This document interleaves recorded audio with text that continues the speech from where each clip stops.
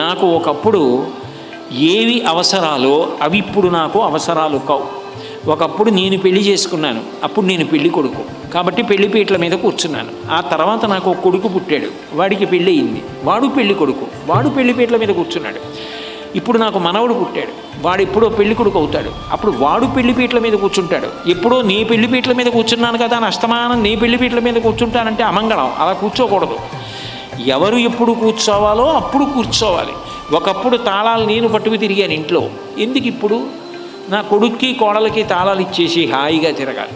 ఇప్పుడు నేను అడగవలసింది ఏమైనా ఉంటే ఒక్కటే అడగాలి, ఈశ్వర నేను బ్రతికున్నంత కాలం నీ గురించి చెప్పుకోవాలి, బ్రతికున్నంత కాలం నేను చెప్పిన మాటలు 10 మందికి పనికి రావాలి, బ్రతికున్నంత కాలం నీ గురించి చెప్తూ నీ గురించి ఆలోచిస్తూ 10 మందికి మంచి చెయ్యాలన్న తాపత్రయంతో బతికి ఆ ఆలోచనతోటో